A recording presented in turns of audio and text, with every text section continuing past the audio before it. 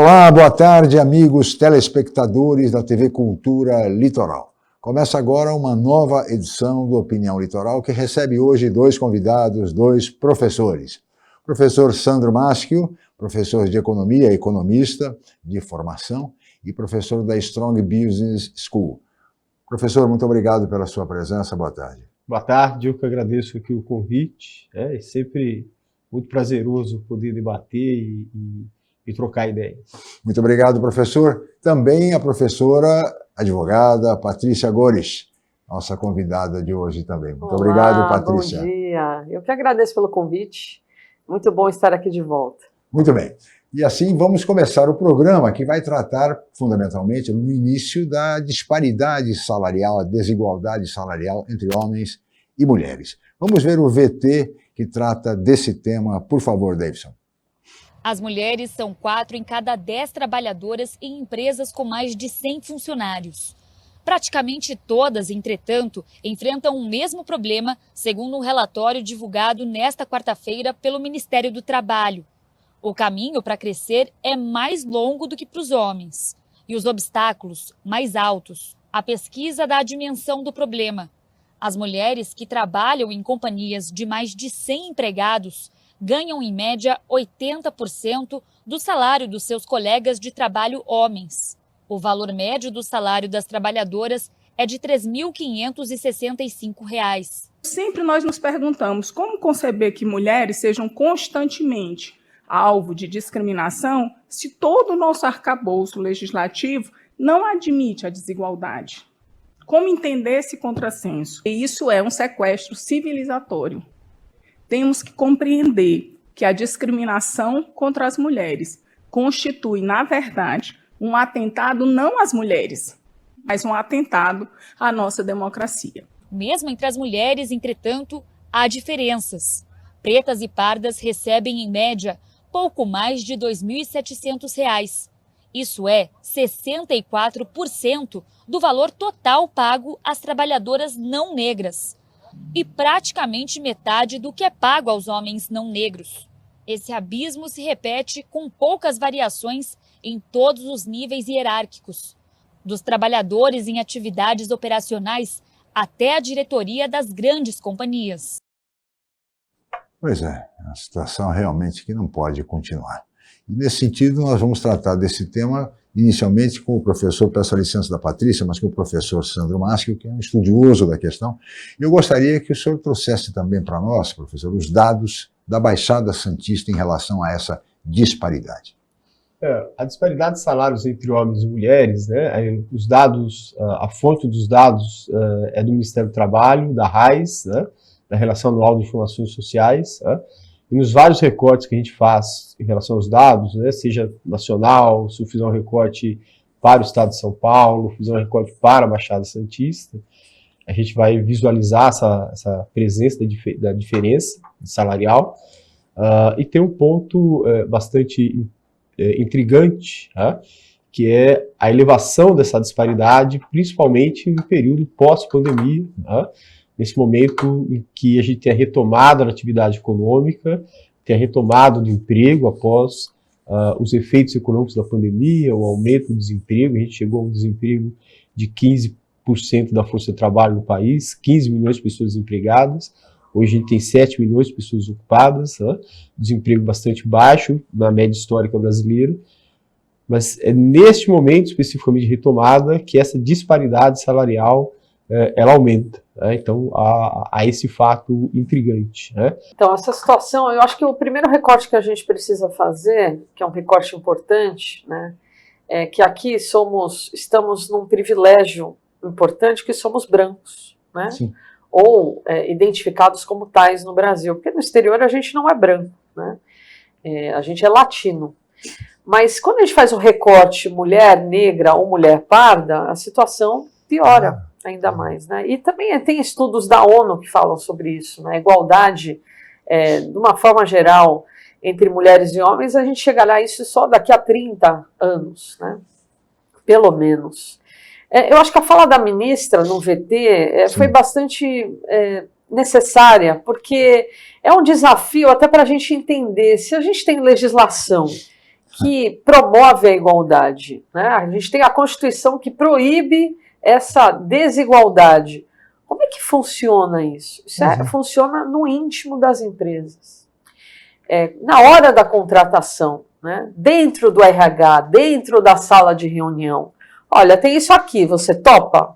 A pessoa desesperada, ela vai topar. Né? E aí sai aquele funcionário, R$1,99, que a gente chama. Né? Sai o mais baratinho para a empresa. Né? A empresa vai cumprir ali a sua meta, as grandes empresas, ela cumpre a sua meta mínima, não faz nada além do que isso.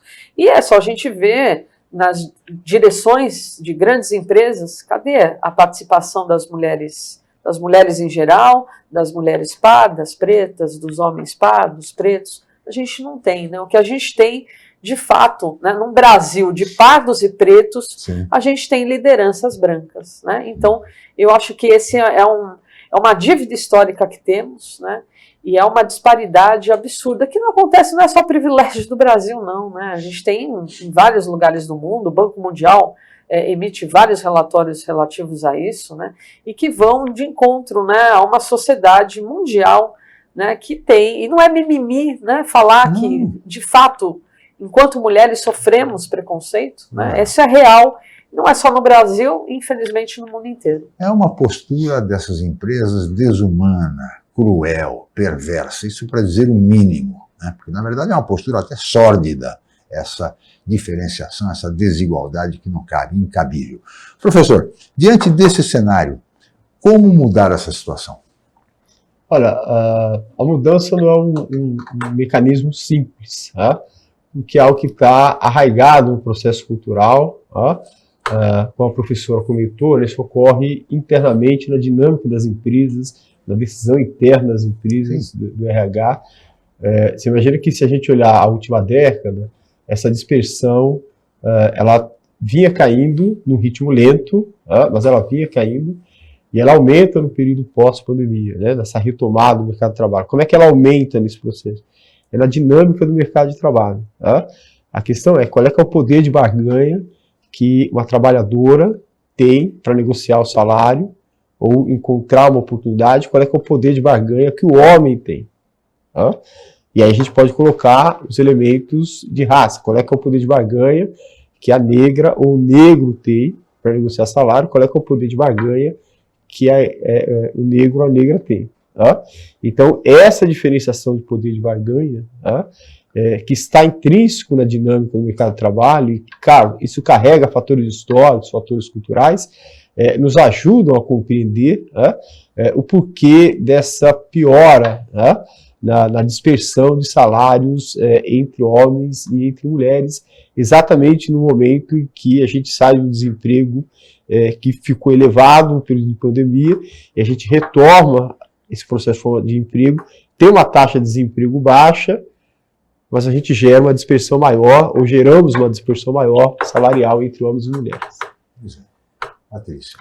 Bom, tem uma outra questão também importante, né, que a gente também não pode ignorar, é a questão que as mulheres engravidam.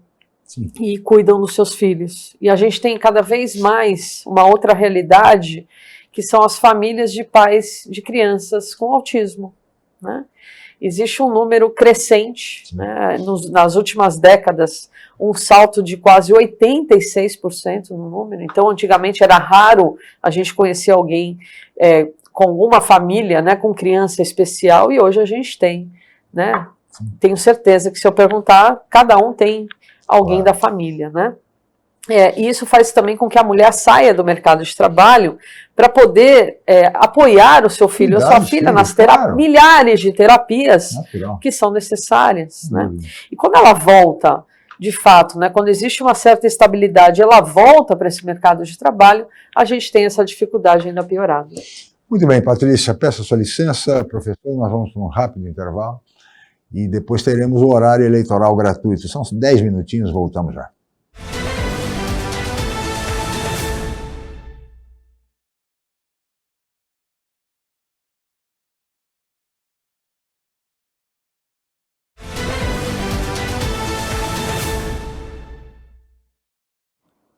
Muito bem, estamos de volta com Opinião Litoral pela TV Cultura Litoral nesta quinta-feira, 26 de setembro. E hoje recebendo com muito prazer dois convidados, dois professores.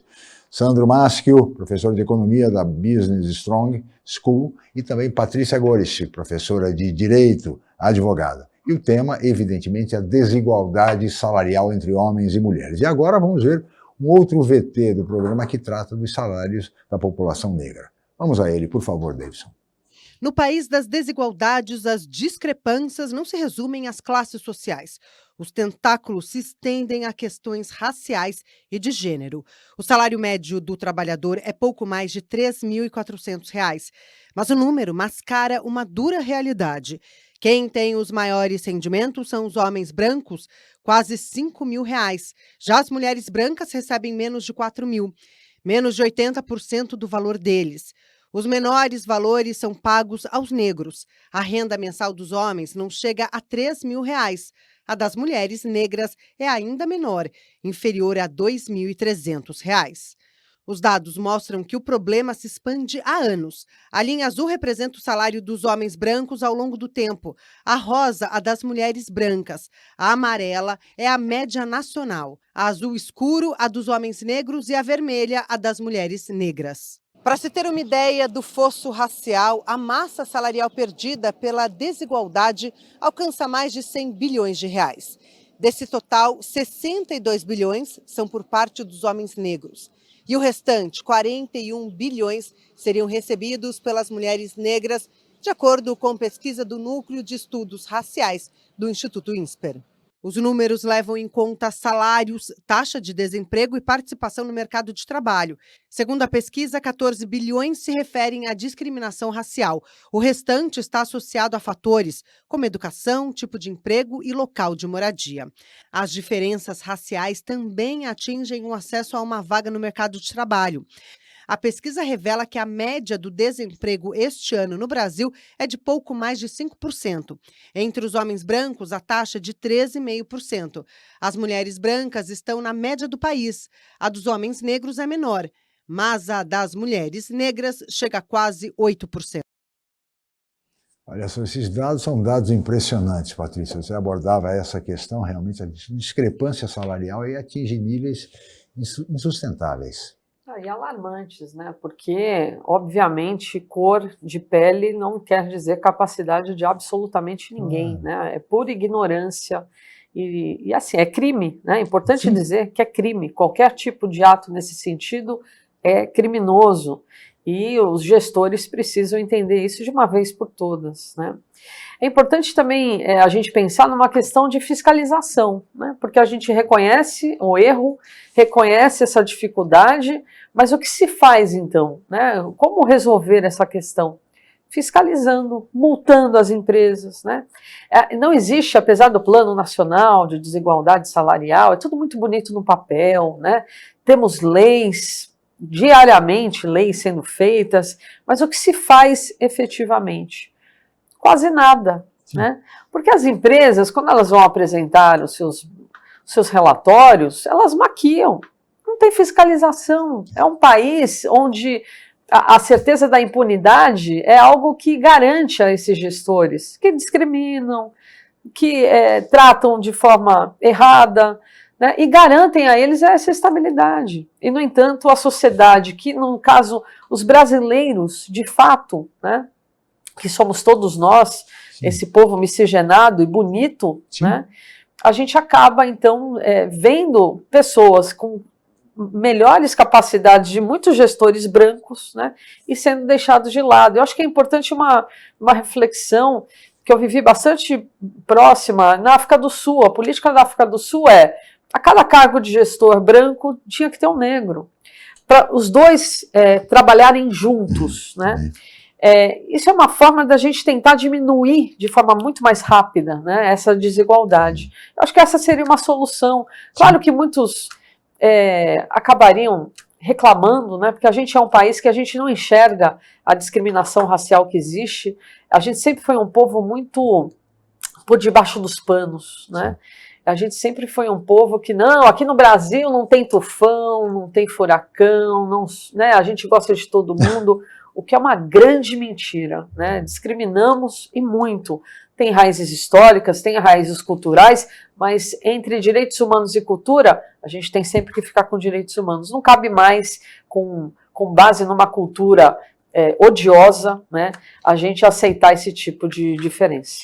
Muito bem, professor, o senhor atua também no poder público. Né? Sim. E no poder público, essa questão da fiscalização remete, obviamente, ao poder público. Como é que o senhor percebe, o senhor trabalha no ABC, como é que o senhor percebe lá, por exemplo, a fiscalização é atuante, existe, ou o problema realmente também se verifica no poder público?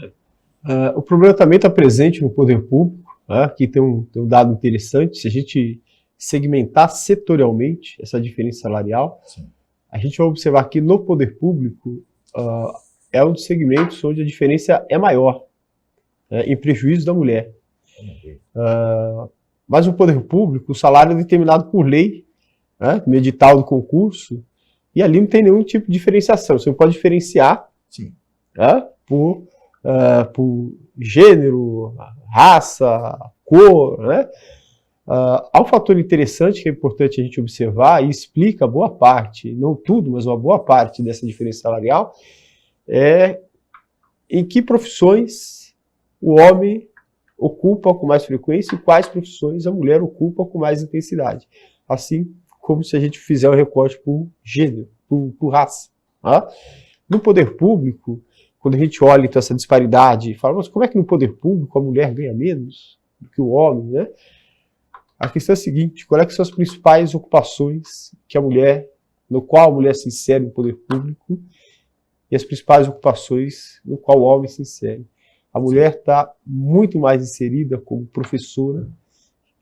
As grandes profissões, aqui vale aqui, as grandes ocupações do poder público estão na educação, na segurança e na saúde. A mulher se insere especialmente na educação e na saúde, aqui como professora, com muita intensidade, que a gente sabe que é um salário médio muito ruim, comparado às outras profissões.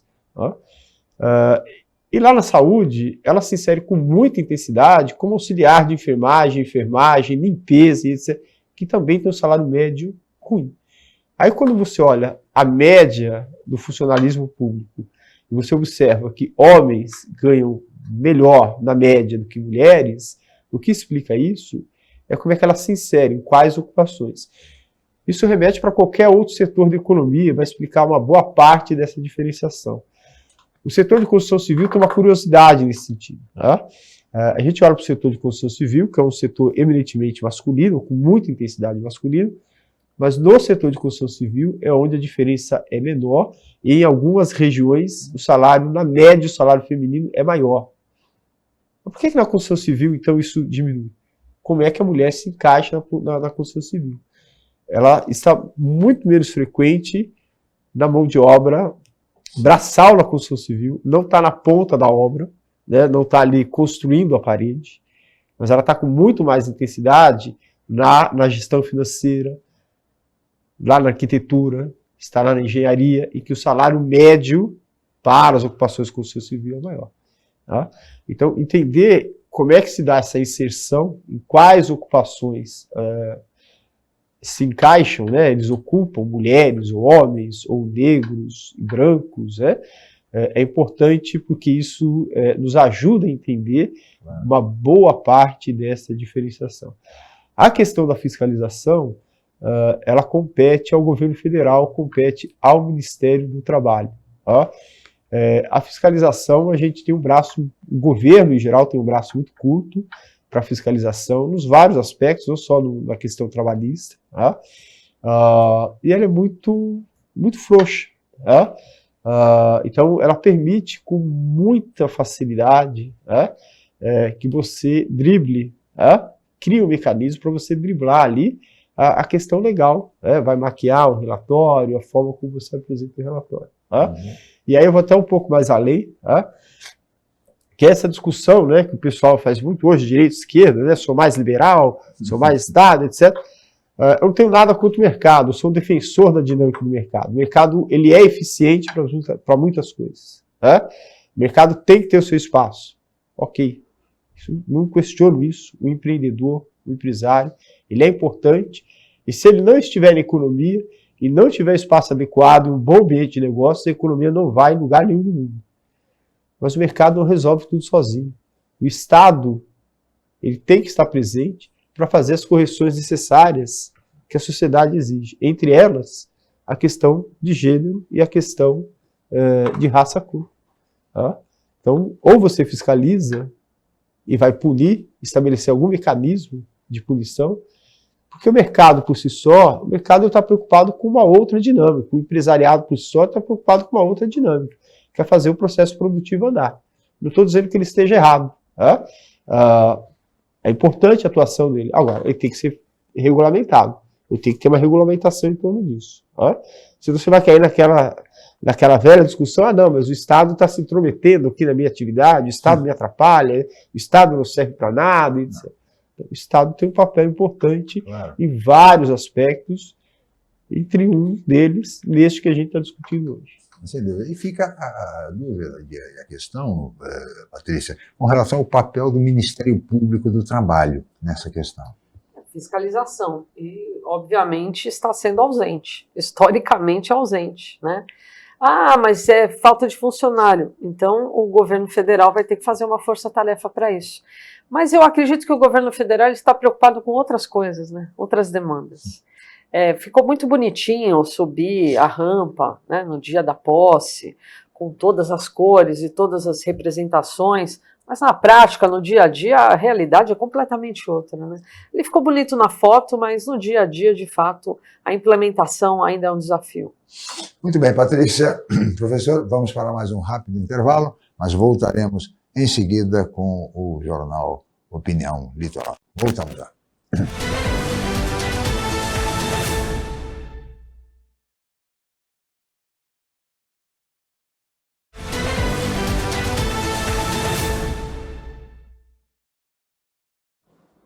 Muito bem, estamos de volta com o jornal Opinião Litoral pela TV Cultura Litoral nesta quinta-feira, 26 de setembro, e hoje recebendo com muito prazer dois professores. Professor de Economia, Sandro Maschio, da Business Strong School, e também a professora Patrícia Gorisch, professora de Direito, advogada. E vamos ver agora mais um VT sobre esse tema da desigualdade salarial entre homens e mulheres. Por favor. O estudo acompanhou a economia de 118 países durante 13 anos. O resultado é impactante. Até 2025, o PIB global, que é toda a riqueza produzida no mundo, pode crescer 11%, ou o equivalente a 67 trilhões de reais. Mas para isso, a participação das mulheres no mercado de trabalho precisa ser estimulada. Quando a gente não consegue incluir essas mulheres, nós estamos tendo uma perda no PIB, porque nós não vamos conseguir que tenhamos mais trabalhadores produzindo mais. Então, de fato, não contar com essa mão de obra faz com que nós tenhamos perda de eficiência. Nos países com mais igualdade de gênero, todos se beneficiam. É que as mulheres, quando têm mais renda, investem na família, o que gera mais educação e saúde, até para as próximas gerações. E os homens, durante o estudo, também relataram redução de estresse e depressão. Se a gente for analisar em termos de recrutamento e seleção, ainda há muitos vieses inconscientes, né, que barram, né, são barreiras de acesso a essas mulheres dentro da empresa. Então, viés inconscientes de que mulheres não podem acessar cargos de liderança, ou porque não podem acessar algumas áreas, né? Então, por exemplo, TI, tecnologia, áreas como engenharia, que são historicamente que favorecem os homens, né? No Brasil, algumas empresas, como esta multinacional que trabalha com a captação e distribuição de gases, a diversidade é uma realidade. No dia a dia, a empresa tem várias práticas que buscam a inclusão feminina. Entre elas, um comitê de diversidade que se reúne online.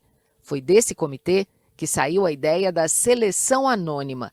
Quando abre uma vaga, o RH manda para o gestor responsável currículos sem nome e sem especificação de gênero. Ela evita um pré-julgamento do gestor. Então, se eu tenho uma vaga técnica, por exemplo, que é dita como majoritariamente masculina, eu vou focar na habilidade, eu não vou focar no gênero.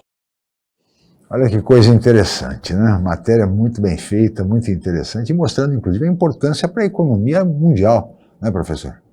Sim, quando você tem uma inserção mais ativa da mulher dentro do mercado de trabalho, você amplia a força de trabalho da economia, extremamente importante para qualquer economia, para fazer essa economia andar, e quando você reduz ou equipara a questão da renda, você amplia o poder de consumo dessa sociedade, e isso é um fator extremamente importante para a dinâmica da economia e para a dinâmica da família, né? Você melhora a qualidade de vida, você consegue dar uma condição melhor de vida para a família, consegue educar melhor os seus filhos, e tem um efeito de longo prazo que é extremamente importante. Claro.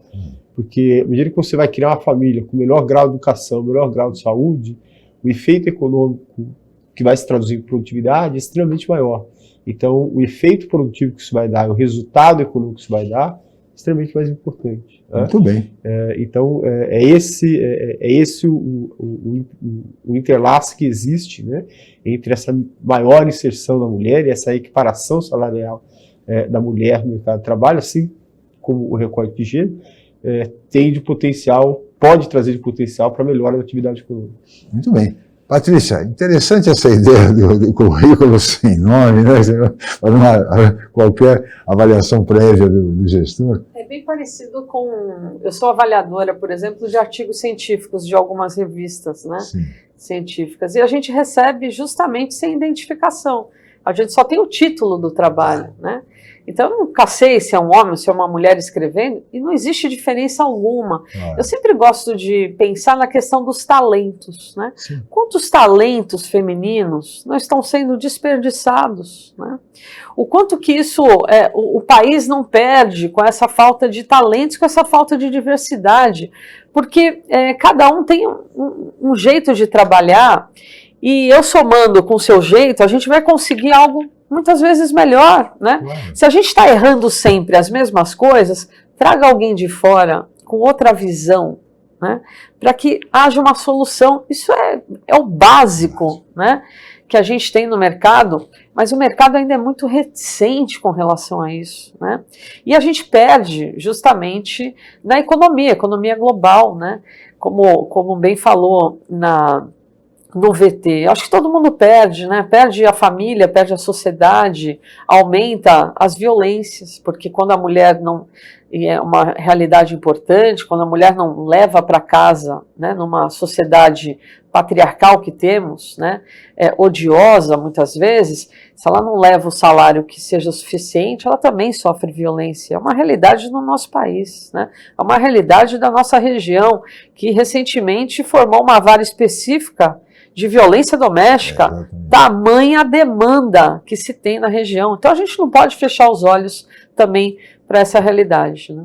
Não, sem dúvida nenhuma, é um tema da maior relevância, da maior importância e tem que ser tratado realmente. Aliás, estamos num período eleitoral, né? E pouco se vê de debate, professores, em torno de temas da relevância, da importância como esse que nós estamos tratando no programa. O que se vê, aliás, é um nível baixíssimo, né? Aquilo que eu digo é um circo de horrores. Bom, intelectual, então nem se fala. Propostas, né? Mas é que o que se espera é um grande espetáculo, um grande circo, né? Cadeiras voando, socos sendo dados, poucas propostas. Ofensas. Uma coisa, são provocações incabíveis, olha, absolutamente desnecessárias. Não se vê nada de propostas, não. Estamos nos referindo, evidentemente, ao caso de São Paulo, da capital, e temos aí candidatos que realmente o comportamento sem educação, falta educação para essa gente. É uma coisa impressionante, professor.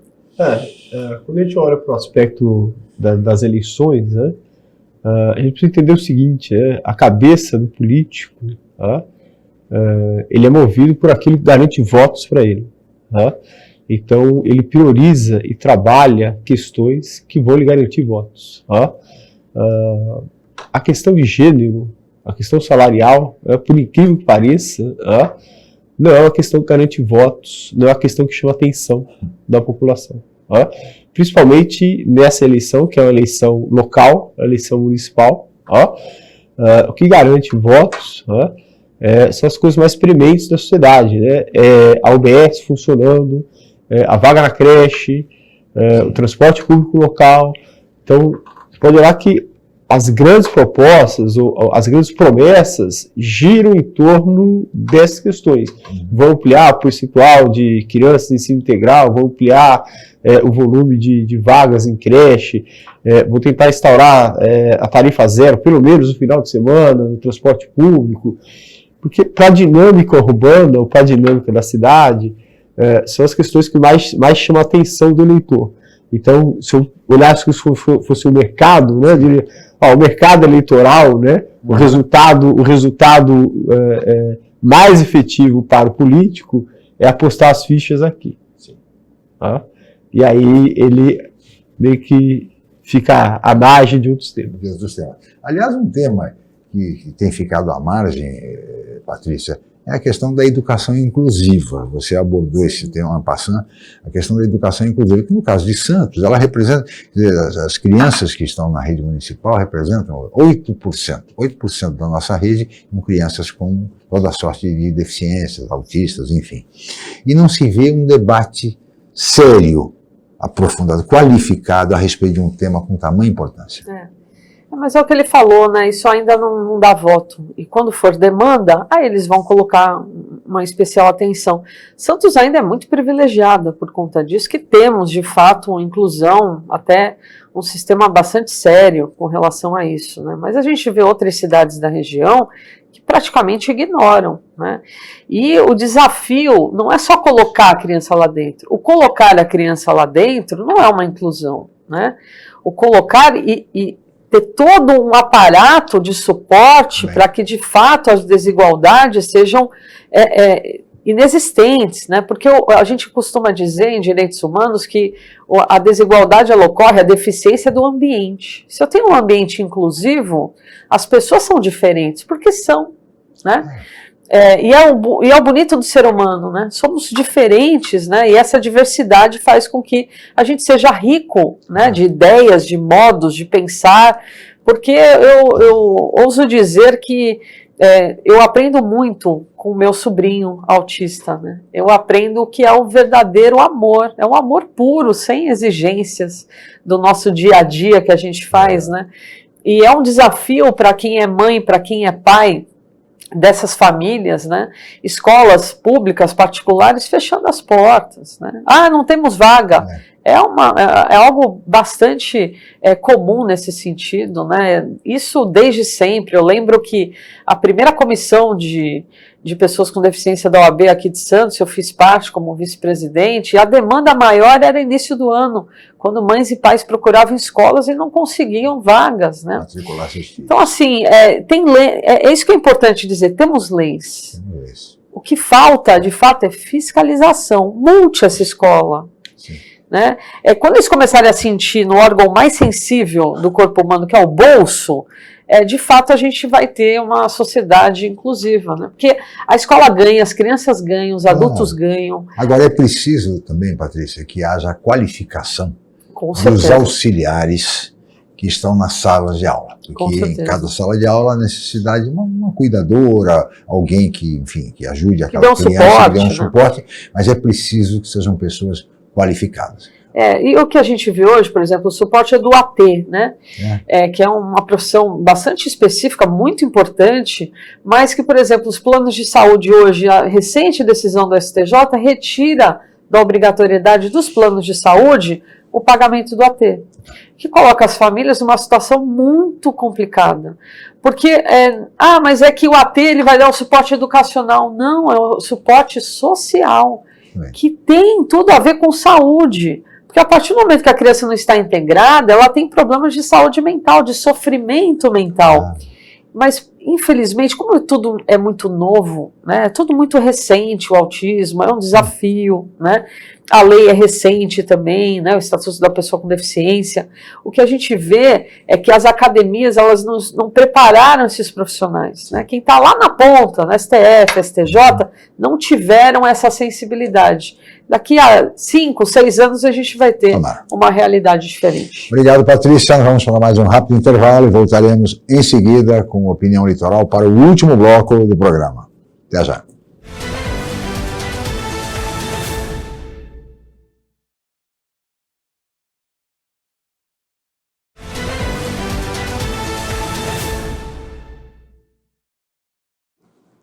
Muito bem, estamos de volta com o Opinião Litoral desta quinta-feira, 26 de setembro, e hoje recebendo com muito prazer aqui nos estúdios da TV Cultura Litoral dois professores, Sandro Maschi, professor de Economia da Business Strong School, e também a professora Patrícia Gores, que é professora de Direito e advogada. Eu queria aproveitar esse tema, esse último bloco agora, professor, para falar um pouquinho da sua especialidade. Afinal, o senhor é economista, e eu queria a sua avaliação a respeito da gestão do ministro Fernando Haddad. Sobretudo a questão do contingenciamento de recursos que o governo objetiva para cumprir a meta fiscal. É possível se pensar em contingenciamento, professor? Problemas fiscais sempre é um problema muito grave, muito complexo na economia. Para que o público entenda, a gente tem um problema fiscal quando a gente não consegue encaixar aquilo que a gente arrecada com a despesa que a gente faz no poder público. É como a gente tem um problema orçamentário dentro de casa. Dentro de casa, acredito que é mais fácil resolver, espero que todos consigam fazê-lo. Eu tenho que conseguir sobreviver, viver e encaixar minha despesa dentro da minha receita. Do contrário, eu vou ter que fazer alguma forma de dívida.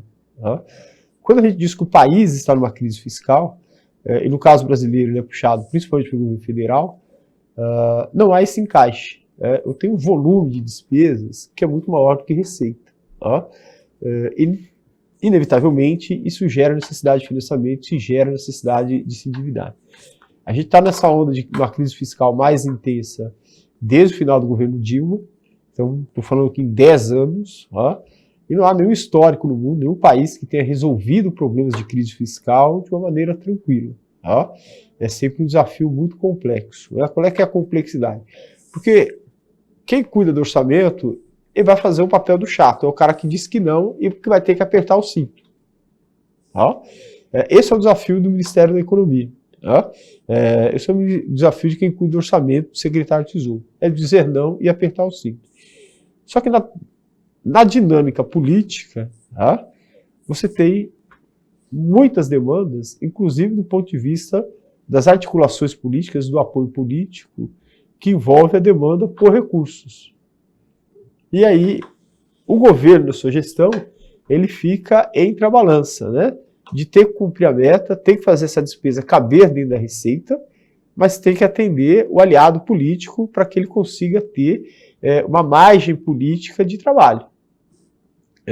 Então, essa pressão é muito complexa. Tem uma discussão que a gente faz na economia, que diz o seguinte, quando a gente olha para a estrutura do ministério, eu tenho um ministério que eu chamo o economizador, que é o cara que cuida do orçamento. É o cara que vai falar não e quer fazer a despesa caber dentro da receita. Os demais são gastadores. Eles não se preocupam com a questão do economizar. É como se não. A questão do equilíbrio, isso é problema do ministério dele, não meu. O meu aqui é fazer obra, ampliar a rodovia, e etc, etc. Só que isso envolve um problema de gasto. Tem que ter essa articulação. Agora, a máquina pública, sobre o contingenciamento, a gente conversava aqui fora do ar, a máquina pública é a máquina de gastar. Qual que é o grande desafio, quando a gente pensa em orçamento? A gente monta o orçamento iniciando a partir de uma estimativa de receita. Então, muitas vezes o problema já começa ali. Uma estimativa errada de receita e uma estimativa não real. Então, o sujeito vai montar o orçamento do ano que vem, ele faz, não, o ano que vem a receita vai ser 5% maior. Mas o que te diz que a receita vai ser 5% maior? A economia vai crescer 5% mais? Não vai. Você vai aumentar a carga tributária? Você vai criar um imposto novo? Vai mudar a alíquota? Não vai. Então, o que vai ser 5% maior? Aí o cara supõe que a receita vai ser 5% maior. E aí ele monta uma estrutura de gastos 5% maior. Uma peça de ficção, no final da história. E aí, qual que é o problema operacional? Que a receita ela vai ocorrendo ao longo do ano. A despesa, muitas vezes, no começo do ano, ele já vai se comprometendo. Claro. Com expectativa de receita que pode não ocorrer. que é o esforço do contingenciamento. Então, olha que loucura, né? Ele aprova o orçamento, começa o ano dizendo, já vou contingenciar 30% da receita estimada, porque eu não sei se ela vai ocorrer ou não. É uma loucura. Realmente. E aí você tem essa briga política, né? Que é a questão dos aliados. Não, mas eu preciso fazer essa obra, eu preciso atender aquela demanda política, aquela demanda eleitoral. E as emendas impositivas. E aí não vai caber. E aí não cabe. Na verdade, o próprio ministro Fernando Haddad, muitas vezes, em conflito com o próprio presidente da República. Um quer gastar, outro quer economizar, essa situação toda. Mas falando nisso, nessa relação com os poderes, Patrícia, há também a questão do papel do judiciário. Quer dizer, a chamada judicialização da política, esse protagonismo do STF hoje na vida nacional. A gente teve um ganho e uma perda quando colocaram as câmeras de TV no STF. Né? Para os alunos de direito, para nós professores, a gente ganhou em termos de, poxa, olha como é que funciona, né? Para quem não teve ainda a honra e a oportunidade de ir para Brasília e atuar diretamente no STF ou STJ, é uma sala de aula, né? Aprende-se muito, mas né, existem situações bem complicadas, porque o juiz por si, né, ele não pode ser o protagonista, ele é o julgador, né, ele é a pessoa que vai, como se fosse para uma reclusão, pensar, repensar, para aí sim, né, decidir a vida das pessoas, né? E muitas vezes a morte das pessoas, como foi decidido hoje, né, a decisão do STF de garantir a liberdade religiosa das pessoas testemunhas de Jeová em detrimento da própria saúde. E às vezes não tem alternativa, né? A transfusão de sangue ela é necessária e não tem alternativa. A gente tem um Brasil gigantesco, mas quando se tem esse protagonismo, todo mundo conhece o Xandão, né? Que é o ministro Alexandre de Moraes, e todo mundo conhece todos os outros ministros muito mais do que os jogadores da seleção brasileira. A gente está nessa época, né? Porque a gente viveu impeachment, a gente viveu situações bastante delicadas. De fato, a gente não morre de tédio no nosso país, né? Mas quando se tem um protagonismo de juízes que deveriam ser pessoas mais reclusas, né? A gente cai numa questão muito delicada da essência do ser humano, que é a vaidade, né? E a vaidade é muito perigosa, né? A vaidade, a pessoa pode cair, né? Ela pode se corromper. Então, o que a gente vê hoje é realmente uma aplicação muito pouca da Constituição Federal, né? O que se tem é rabo preso, o que se tem é politicagem, está muito longe de uma Suprema Corte que de fato deveria julgar. Guardiã da Constituição. A guardiã, exatamente, que deveria julgar casos emblemáticos, que de fato fariam diferença na vida das pessoas, e hoje o que a gente vê é algo completamente diferente. Eu lembro, viu, Patrícia, só um recorte aqui, um parênteses, na minha atividade jornalística, fui repórter há muito tempo, de jornais, e numa determinada fase da minha vida fui repórter do Poder Judiciário, cobri o Fórum em Santos. E eu lembro de uma expressão que era usual naquela época, assim, juiz fala nos autos. Que a gente tentava conseguir uma entrevista com um juiz de direito e nenhum deles concedia essa entrevista. E a resposta padrão era assim, juiz fala nos autos. E acabava o papo. Hoje a gente tem um verdadeiro show, né? O show das capas, né? Aquele bando de Batman ali andando de um lado para o outro, fazendo cena, né? E é muito triste, né? O que demonstra, de fato, uma depreciação de tudo que a gente lutou. Quantas pessoas não morreram para a gente ter justiça, para a gente ter... Eu acho que a gente precisa relembrar os nossos antepassados, né? Quantas pessoas não choraram, não sangraram, para a gente ter hoje, né, o mínimo de garantia do que se faz um grande circo, né? É verdade, é um certo exibicionismo, né? Porque, como você bem disse, os 11 do Supremo são mais conhecidos que os 11 da seleção brasileira, professor. Se bem que a seleção brasileira também não é grande coisa, de qualquer maneira. Não é, professor? Rapidamente, por favor. Assim, uma questão que eu vejo, essa questão da politização, muitas vezes eu vejo o legislativo, muitas vezes, abrindo mão do seu papel de legislar e transferindo, muitas vezes, a própria responsabilidade para o judiciário. Isso às vezes, não sou da área de direito, mas me inculca muito, né? Minha esposa é advogada, me inculca muito. Você vai discutir as questões cruciais, como a questão do aborto, por exemplo, ou das drogas e tal, que é uma questão legal, né? A questão do legislativo, olha, até onde a gente vai permitir o aborto, até onde não vai permitir, uma sociedade democrática, né? O legislativo está ali para isso. E é verdade, professor. Porque E aí você coloca, não vou deixar o judiciário determinar ali onde é que começa a vida, onde é que pode, o que não pode. A omissão do legislativo é danosa para o país, lamentavelmente. Essa omissão que nós vemos todos os dias. Olha, nós teríamos muito mais a conversar, mas temos limitações de tempo e chegamos ao final. Queria agradecer muito a participação dos nossos convidados professores e agradecer muito a você, meu caro telespectador, pela audiência qualificada de sempre. Nós estaremos de volta amanhã em mais uma edição do Opinião Litoral. Muito obrigado e até lá.